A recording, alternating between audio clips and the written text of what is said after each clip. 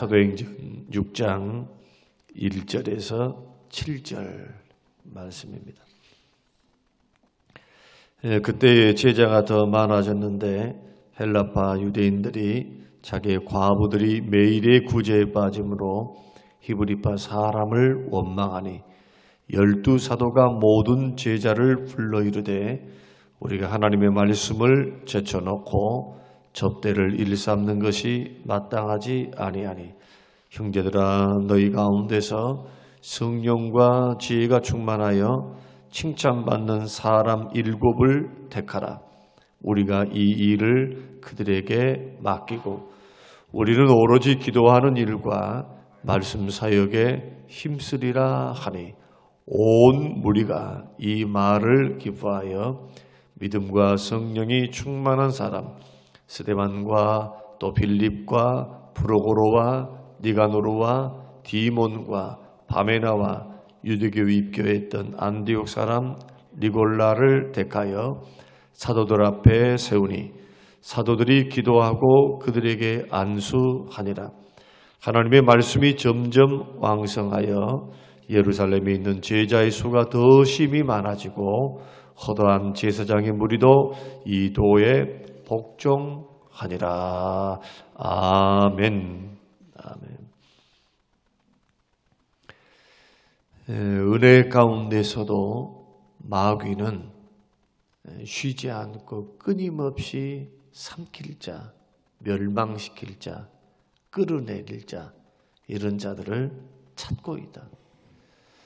마귀는 특징이 영물이기 때문에 졸지도 않고 그 마귀님은 주무시지도 않습니다. 그러면서 그가 하는 일은 죽이고 멸망시키고 할 수만 있으면 택한 백성들도 끌고 갈라 해요. 자꾸 끝까지. 그래서 주님도 또 사도 바울도 깨어 있으라. 우는 사자와 같이 마귀가 삼킬 자를 찾으려고 지금 호시탐탐 노리고 있다. 믿음의 사람들이 강하면 광명한 천사로 나타나요. 그래서 유혹하는 겁니다.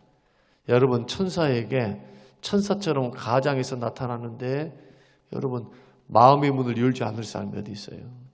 그러나 믿음의 사람들은 진리의 말씀을 분별해서 사단의 정체를 분명히 볼 수 있는 영분별이 있어야 된다.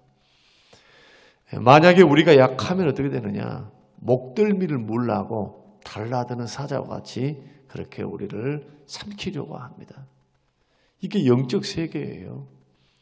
그래서 우리가 예수 그리스도를 믿는 믿음의 삶은 그냥 우리가 뭐 잘 먹고 잘 사는데 뭐 별일 없는데 이런 식으로 똑같이 인생을 살아가는 것처럼 살아가는 것 같이 어리석은 게 없어요.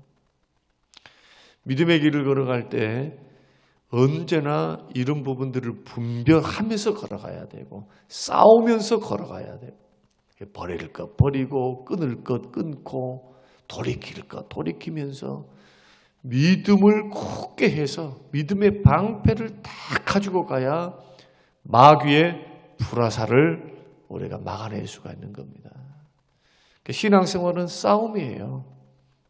마음속에서 날마다 싸움이죠. 영적 싸움이 없이 성장이 없습니다. 믿음으로 선한 싸움을 자꾸 싸워낼 줄 알아야 된다. 어제 말씀은 이 말씀만이라도 마음에 깊이 새겼다면 여러분들은 엄청나게 이제 깨어서 파수꾼과 같이 늘 깨어서 분별할 거라는 거예요. 이렇게 수만 명이 되는 은혜의 대열에 아나니아와 삽비라 같은 자들도 있잖아요.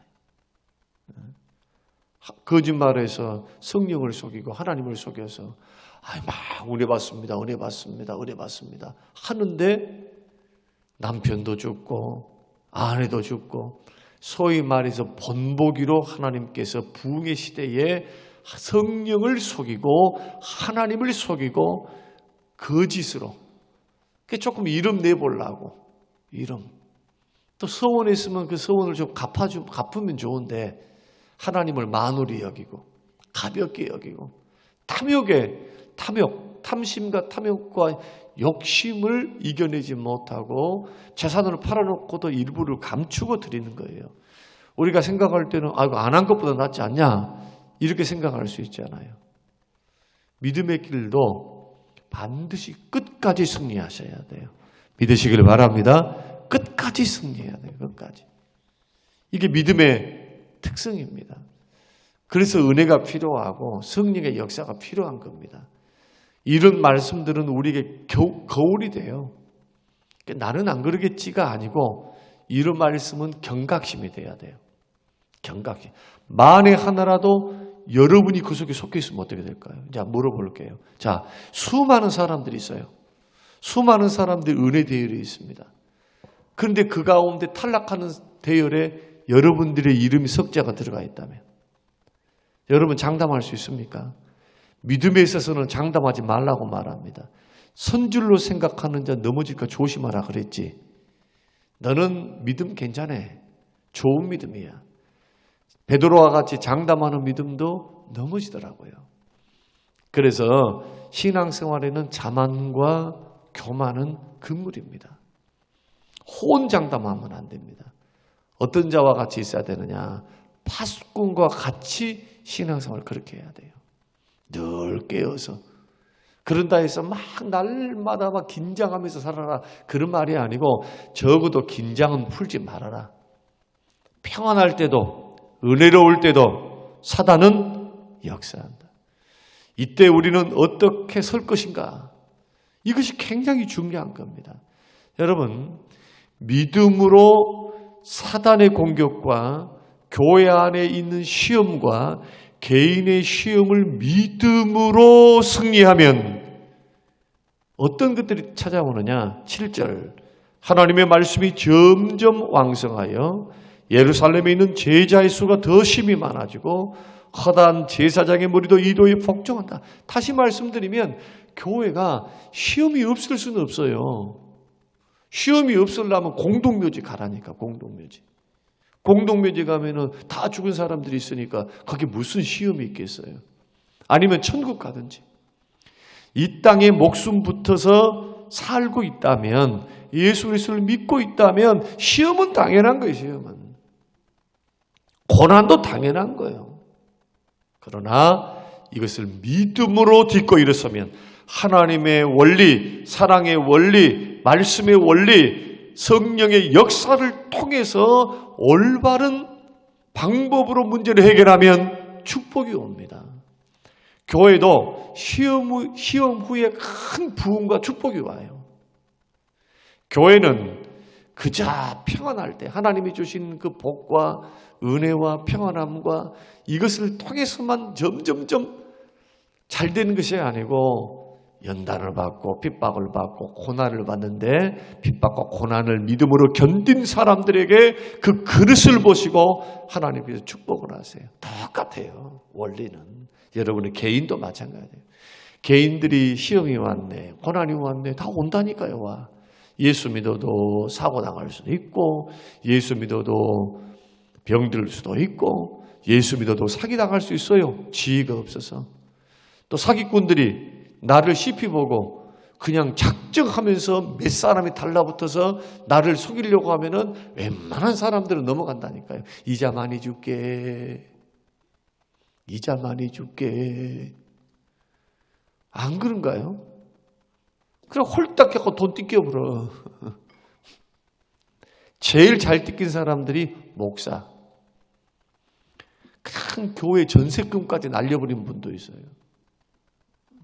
사기당해가지고. 그런 낭패 보는 분들이 얼마나 많아요. 또 보이스피싱. 교회에 있다가 보이스피싱은 어떻게 오느냐. 저도 한 두 차례 왔는데 딱 전화를 걸어요. 어떻게 오느냐. 목사님, 제가 3년 전에 광천동에 잠깐 내려왔다가 제가 지금 서울인데요. 잠깐 다녔었어요. 그러면서 막 울어. 그 목사는 마음이 약해져 막 우니까 뭔 일입니까? 뭔 일입니까?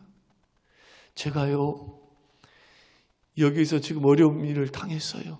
실제로 있는 이야기를 제가 말씀드리는 거예요. 막 울어. 지금 당장에 지금 돈이 없어가지고 병원도 못 가요. 자녀들도 막 힘들게 해서 지금 자녀들은 막 어려워 있어요. 목사님 도와주세요.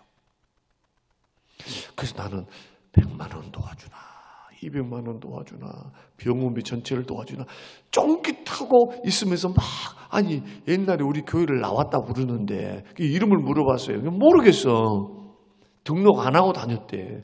그러면 등록 안 하고 다니는 사람이 여러 사람들이 있긴 있지만 웬만하면 내가 아는데 그래도 행여라도 혹여라도 그럴까 봐 매몰차게 못하는 거예요. 그래서 가만히 들어보니까 10만 원만 붙여주세요. 그러더라고요. 10만 원만. 이게 또 이제 저번 주에는 장애인 단체 해서 제가 또 목사들은 하여튼 약해. 도와달라 그러면 그 매몰차게 하지는 못해요. 그래서 검증을 좀 하는데 속눈샘 치고 보내주자 하고 또 12만 원 또 보내주고. 이제 이렇게 해요. 진짜인 사람도 있지만 교묘하게 지내놓고 보니까 어이구야 내가 속을 뻔했구나. 나를 어떻게 안다고. 그 많은 사람들이 있을 터인데 목사님한테 도와달라고 그렇게 하는 그런 성도들이 얼마나 있어요.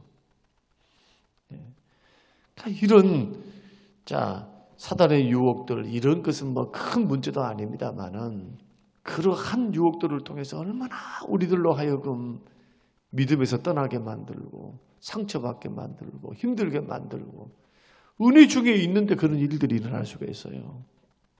그래서 어제 말씀은 뭐냐? 나는 그 속에 끼지 않도록 깨어있고 대비하고 있어라. 대비하고 있어라. 이렇게 믿음으로 순종하며 승리했더니 하나님의 부흥을 부어줘요. 부흥을.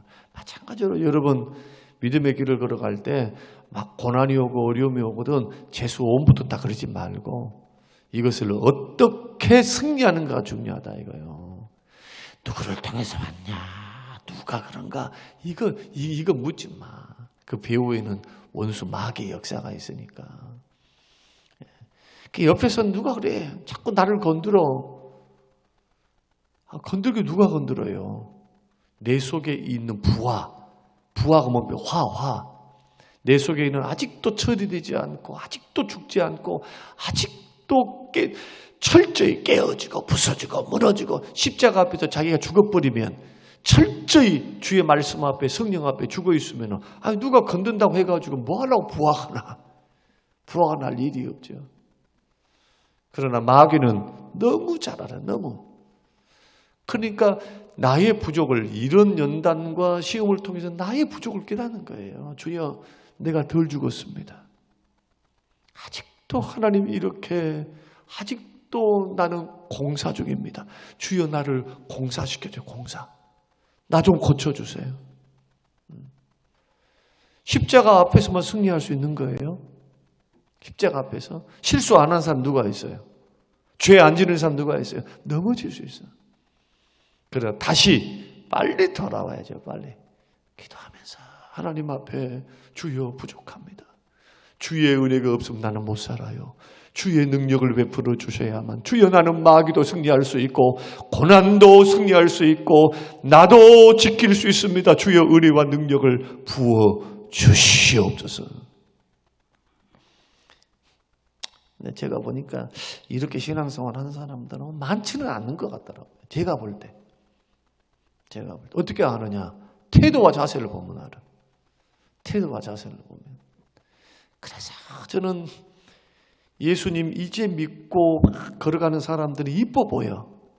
그렇게 실수를 해도 굉장히 이뻐 보여요. 왜? 그렇게 해가지고도 신앙생활 하려고 하니까. 그러나 여러분 기억하세요. 하나님께서 여러분들을 몇 년을 기다려 주십니까? 3년 기다려 주셨습니까? 10년입니까? 20년, 30년 주께서 은혜를 베푸시 연단하셨습니까? 그럼 이제는 책임 있게 쓰셔야 돼요. 여러분의 인생과 삶에서 책임 있게 하나님 앞에 이 문제에 있어서는 내가 믿음으로 하나님 앞에 승리하는 하나님의 사람들이 되리라. 여러분 이런 결단을 가지고 개인에 적용을 해보세요. 교회는 어떻게 해야 될까요? 교회는 그래서 날마다 개혁하는 겁니다. 교회는 이런 죄된 모습이 있으면 어제 모르고 있다가 오늘 주께서 말씀으로 가르쳐 주시면 오늘 고치는 거예요. 오늘 주의 말씀을 가지고 말라고 죄된 길을 걸어가요. 하나님이 기뻐하지 않는 길을 걸어갑니까? 이렇게 해서 믿음의 길을 걸어가는 게 신앙생활이지. 날마다 눌러랄라 하면서 막 은혜만 받았습니다. 날마다 은혜만 받고 가면 얼마나 좋겠어요. 천국길. 목사인 저도 세상에 나가서 막 죄악된 사람들과 함께 살지 않고 교회에만 있어도 이렇게 시험도 많고 이렇게 연단도 많고 어려움도 많은데, 사랑하는 성도 여러분, 우리가 믿음의 길을 걸어갈 때 섰다 생각하지 말고 이런 부류에 여러분 속하지 않고 승리할 수 있도록 믿음의 길을 잘 걸어가시기를 주의 이름으로 축원합니다. 사도들의 이러한 믿음의 결단, 그리고 히브리파 성도들의 기득권을 내려놓고 나중에 들어온 사람들을, 그 사람들 중에서 7 집사를 딱 세워가지고, 그리고 히브리파 사람들이 먼저 안수받는 게 아니고 다수가 아니라 소수. 왜 우리는 구제를 빼버립니까? 이것이 6장 1절 말씀이죠. 매일의 구제에 빠져버려요. 헬라파 유대인들이. 그 말은 뭡니까? 히브리파 유대인들만 구제했다는 거예요. 물론 헬라파 유대인들도 구제를 받았겠죠. 그러니까 이것이 너무 크니까, 자기들은 소외된 것이 너무 대놓고 하니까 원망하는 것이지. 여러분, 교회 안에서 원망 불평이 하루아침에 나옵니까? 한번 물어볼게요. 여러분, 한두 번 했는데 원망 불평이 나옵니까? 가만 보니까 질이 그리 들어있어요. 질이. 성도들의 질이 그렇게 들어있어. 이것이 한두 번도 아니야. 매일 구제를 하는데 매일 빠져. 매일 구제에 빠지고 있어요. 세상에 우리가 이 교회에 늦게 들어왔다고 우리를 천시하는구나. 여러분이라면 화 안 나겠어요? 그런 교회에 붙어 있고 싶은 마음이 있습니까? 그런데 이런 원망과 불평에 크게 귀를 기울인 거예요. 그리고 사랑하니까, 성령 받은 사람들 있잖아요. 사랑하니까 기득권 다 내려놓고 돈 주머니를 누구에게 맡기느냐? 헬라파 유대인들. 이들에게 맡깁니다. 7을 세웁니다. 그런데 세운 조건이 3가지예요. 여러분, 교회는 직분자를 세울 때 절대로 잘 배웠네, 무슨 잘생겼네, 여러분 그런 거 보지 마세요.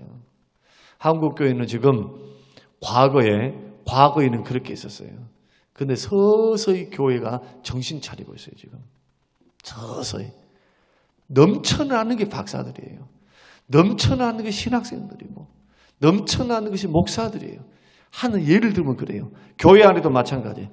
교회 안에서도 장로님들을 세울 때 세상에 유력한 사람들을 세워놔 봐봤어요. 한번 그런 사람들을 세워놨는데 밖에 나가서 하는 것을 보니까 오히려 이름도 없이 빛도 없이 그런 성령이 충만하고 지혜가 충만하고 그다음 믿음이 충만하고 사람들에게 칭찬받는 이러한 사람들을 세워놨더니 오히려 그런 분들을 통해서 교회가 세워지고 평화롭고 은혜롭고 그렇게 성장하는 모습을 보게 된 겁니다.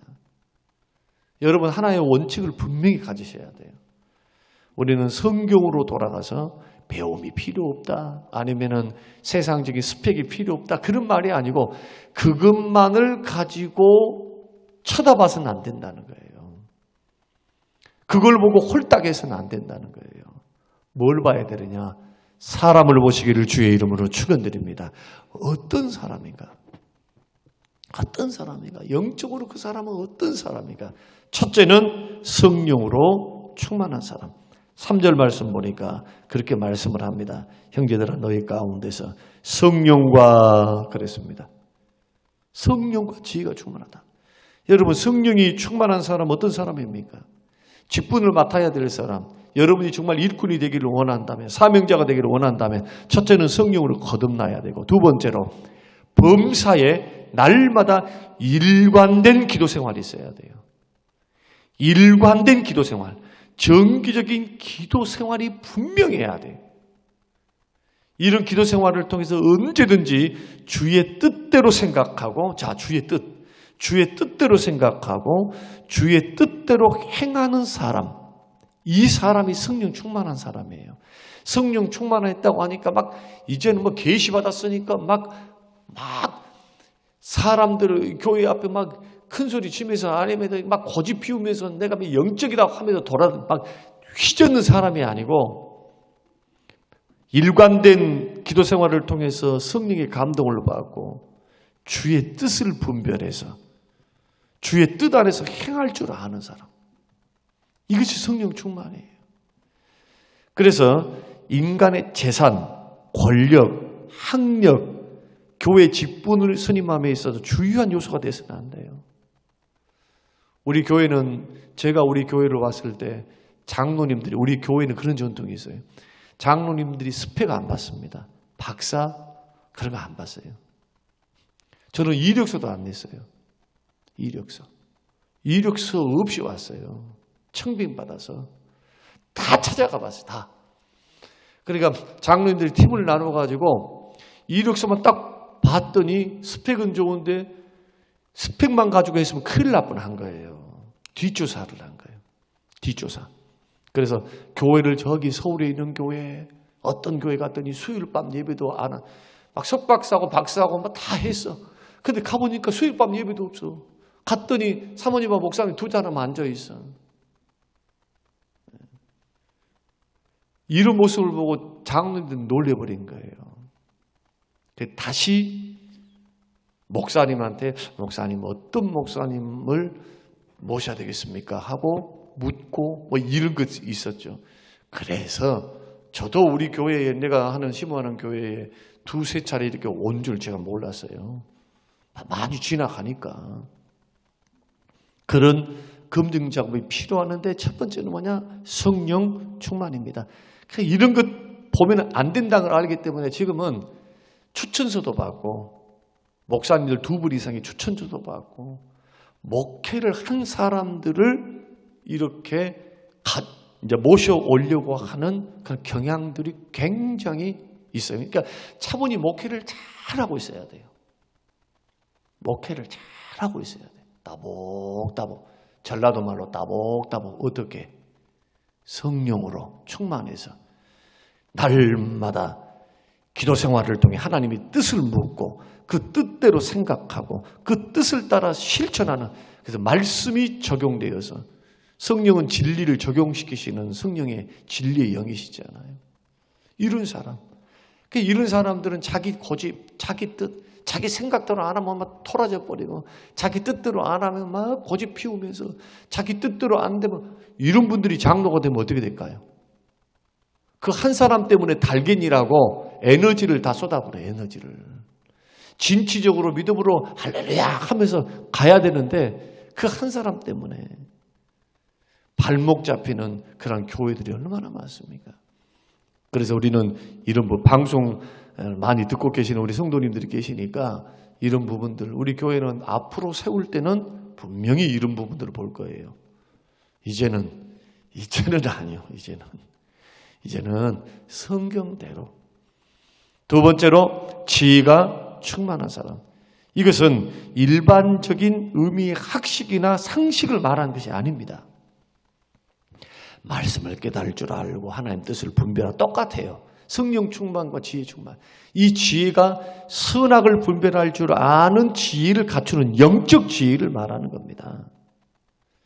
성령의 역사, 말씀의 인도하심 속에서 영적 지혜를 잘 활용해서 그 지식과 경험을 믿음으로 이끌 줄 아는 지혜예요. 믿음으로 이끌 줄 아는 지혜. 지식은 많은 것 같아. 지혜는 있는 것 같아. 세상적인 학문은 있는 것 같아. 그 믿음으로 이끌지 않는 거예요. 믿음으로. 그의 경험, 그가 아는 것, 그가 지금 가지고 있는 경험치, 이것이 가만 보면 믿음이 아니야. 자기 생각이지. 자기 경험치지. 이 속에 믿음으로 이끌어내서 주의 일은 믿음으로 하는 거예요. 믿음으로. 하나님의 말씀이 그러하다라고 한다면 주여 믿습니다 하고 믿음으로 요단강을 건너가는 거예요. 물론 계산도 하고 여러 가지를 살펴봐야 되겠죠. 그러나 믿음이 없는 사람들은 자꾸 뭘로 하느냐 하면 옛날에 경험치를 가려고 한단 말이에요. 배웠던 것 가지고 하려 해. 그게 속이 좁아. 왜냐하면 1+1은 2입니다. 아니면 절대 움직이지 않는단 말이에요. 하나님의 세계는 1+1은 100이 될 수도 있는 거예요. 저는 교회를 지금 해오면서 참 희한한 것을 느낍니다. 우리 교회 수준을 가지고 실력 가지고 여러분들의 돈 가지고는 못해요. 할 수 없는 일들이 일어나요. 할 수 없는 일들이 꼭 그때에 하나님께서 세우시는 일꾼들이 있더라는 거예요. 그래서 이렇게 지혜, 말씀을 깨닫고 뜻을 분별하고 선악을 분별하면서 영적으로 지혜를 활용해서 믿음으로 이끌 줄 아는 지혜를 가진 사람. 물론 지혜는 하나님 말씀을 통해서 오는 겁니다. 부지런히 말씀이 있고 성령 충만해서 가면 지혜의 은사를 받게 되어 있어요. 그래서 성령과 지혜가 충만, 그렇게 말하잖아요. 같이 가잖아요. 같이. 그리고 세 번째는 칭찬받는 사람, 대인관계에서 칭찬을 듣는 인격자여야 합니다. 이웃을 사랑할 줄 알고 이웃에게 덕을 끼칠 줄 알고 세울 줄 아는 것. 사람들이 좀 모났다, 고집 피운다, 좀 어울릴 줄 모른다. 그럼 좀 생각해 봐야 된다는 거예요. 대인관계가 원만하고 칭찬 들을 만한 그러한 인격자로서 설 수 있는 사람들을 자꾸 세우는 것. 그리고 디모데 전서의 말씀에는 외인에게도, 목사 같은 경우는 외인에게도 칭찬받는 사람이에요. 교회에서는 천사표인데 밖에 나가서 보니까 이것은 천사표가 아니야. 호랑이지. 그래서 주변 사람도 묻는 겁니다. 다 알아보는 거예요. 다 알아봐. 이승윤 목사도 다 우리 교회에서 알아봤잖아요. 다. 거처 같은 교회 다 해서 담임 목사님한테 한 게 아니라 장로님들, 집사님들, 우리 교회도 그렇게 봤어요. 저는 제가 추천했다는 것을 알기 때문에 목사님은 분명히 좋은 말을 할 것이라 생각을 하니까 장로님, 집사님에게 몰래, 그리고 그 집사님 내가 말했단 말하지 말고 아는 사람을 통해서 지금 이승용 이야기 않고 이 목사가 어떤 분이었답니까? 라고까지 싹 조사를 해가지고 뒷조사를 했어요. 그것을 누가 말해주느냐? 청빙이 돼가지고 이승용 목사님이 그 말을 하더라고요. 저한테. 목사님, 이만저만 해갖고 이 장로님들이 다 나눠가지고 거쳐왔던 그 이력서대로 다 알아보대요. 참 하나님께서 일을 하실 때 청빙을 받거나 일을 갈 때도요. 꼭 기억하셔야 돼요. 이제 목사 이야기인데 관계를 통해서 주께서 이 일을 해나가십니다. 관계를 통해서 자꾸 일을 해나가죠. 그러면 성도들은 어쩌냐? 성도들도 마찬가지. 여러분들이 제가 어제 우리 이제 시찰의 모임이 있어서 시찰 목사님들, 사모님들이 이제 모임을 제가 갔다 왔는데 교회 우리 시찰의 큰 교회 이제 사모님이 전화를 받으신 거예요. 이동교인이 온 거예요, 교회. 이동교인이 왔는데 아무개 하면서 누가 이렇게 왔는데 어떻게 오셨습니까? 물어도 말 안 해주더래. 교회에 뭐 이런저런 일이 있어가지고 이렇게 왔습니다 했는데 벌써 성도들이 소문이 나가지고 여러 사람들이 그 교회를 지금 옮길 판이에요. 그러니까 이제 여러 사람들이 이야기하는데 그분들이 이런 분들이니까 목사님, 사모님 조심하세요. 앞으로 끌고 더 들어올 텐데 조심하세요. 알고 계세요. 여러분, 우리가 믿음의 길을 걸어갈 때 우리는 결론적으로 말씀드리면 신앙의 역사를 써갑니다. 여러분, 지금 여러분들은 그냥 천국 가는 게 아니에요. 여러분들이 어떤 교회, 어떤 곳에 계시든 내가 하나님 앞에 서야 할 신앙의 역사를 지금 쓰고 있는 거예요. 개인 역사. 다 주님 앞에는 계산될 역사단 말이에요. 계산된 역사. 그런 역사에서 나는 어떤 족적을 남길 것인가. 이거 생각해 봐야 돼요. 기도하면서 저는 성령이 충만하고 정말 지혜가 충만하고 참 사람 괜찮았다. 참 괜찮았습니다. 이렇게 인정받을 수 있는 준비되고 갖추어진 하나님의 사람. 이런 사람이 중직자가 되고 이런 사람이 하나님의 교회에 세워져서 결국 이 7명을 통해서 수습이 다 돼요. 그리고는 부흥일로로 나아갑니다. 그리고 7명 중에 1명은 이단이요. 누굽니까? 니골라. 요한계시록에 나오는 7명 중에서 1명은 순교했고 7명 중에서 1명은 이단이에요. 이렇게 해도 보십시오. 이렇게 해도 이런 일들이 있잖아요. 그래서 여러분 절대로 장담하지 말고 끝까지 겸손하게 주의 은혜를 붙들고 믿음으로 믿음의 길을 잘 걸어가는 우리 모든 성림교회 식구들이 되시기를 주님의 이름으로 축원합니다. 고마우신 하나님 아버지, 은혜와 사랑을 고맙습니다. 우리 강해의 말씀을 통해 시간 듣게 하셔서 이렇게 은혜로운 교회도 하나님 이런 시험이 있습니다. 7 중에 1분은 순교를 하고 7명 중에 1분은 사마리아 지역의 큰 부흥의 주역이 됐으며 그러나 불행하게도 7 중에 1명 니골라는 당을 이루어 교회 안에 있으면서 이단으로 빠져서 사단의 도구로 쓰임받았던 불행한 역사를 보게 하신 하나님. 예수님의 12제자 가운데 1명은 사단이요.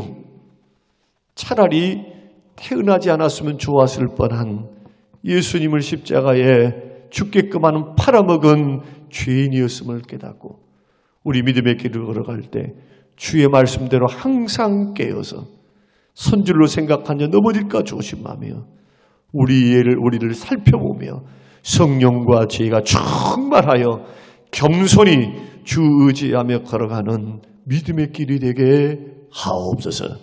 감사드리며 예수님 이름으로 기도합니다. 아멘.